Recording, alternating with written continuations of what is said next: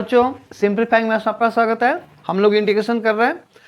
देखो tan x plus cot x का whole square, हमें इस चीज़ को इंटीग्रेट करना है, इसका इंटीग्रेशन करना है। तो देखो इसमें क्या है, जैसा कि मैंने बताया कि इंटीग्रेशन में product rule, chain rule, division rule, ये तीनों ही रूल नहीं होते हैं।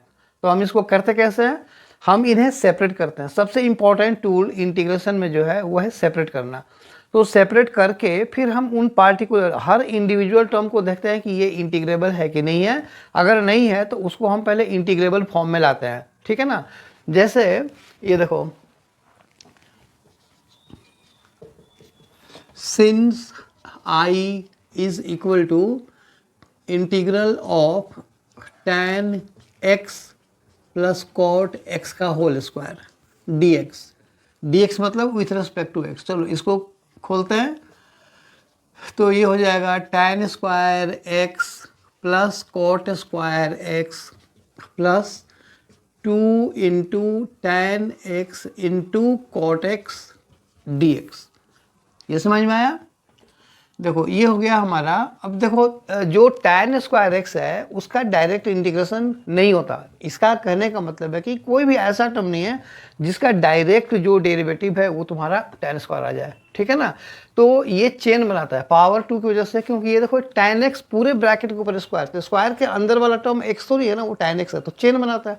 तो हमें इनको पहले इंडिविजुअली इनको हमें इंटीग्रेबल फॉर्म में चेंज करना पड़ेगा। देखो कैसे, ये तो काट दो, tan x और cot x एक दूसरे का उल्टा होता है ना, रेसिप्रोकल, वो तो कट गया।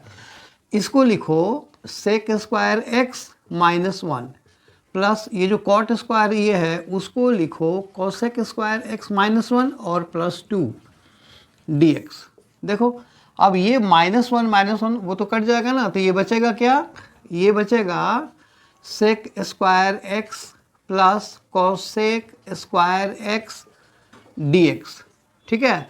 अब देखो सेक स्क्वायर x किसका इंटीग्रल, अब तुम बोलोगे कि ये पावर 2 है तो ये सेक x का होल स्क्वायर, तो ये भी चेन बनाता है, बिल्कुल ये भी चेन बनाता है, लेकिन इसका एंटी डेरिवेटिव अवेलेबल है, क्योंकि देखो tan x का डेरिवेटिव सेक स्क्वायर x होता है।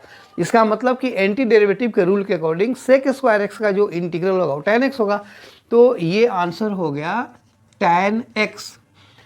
अब देखो कोसेक स्क्वायर x है, ये भी चेन बनाता है, लेकिन इसका भी एंटी डेरिवेटिव अवेलेबल है। कॉट x का डेरिवेटिव होता है माइनस कोसेक स्क्वायर x, तो माइनस कोसेक स्क्वायर x का इंटीग्रल हो जाएगा कॉट x, तो माइनस शिफ्ट कर दो तो ये हो जाएगा माइनस कॉट x और प्लस c क्यों लगाते हैं, क्योंकि कांस्टेंट का डेरिवेटिव 0 होता है, तो 0 इसमें हम मान सकते हैं ना, प्लस 0 या माइनस 0, तो उसका ये हो जाएगा इंटीग्रल यानी कि कांस्टेंट, ठीक है। आई होप वीडियो समझ में आया। अगर आया तो इसे लाइक करो, शेयर करो, सब्सक्राइब जरूर करना। Thank you.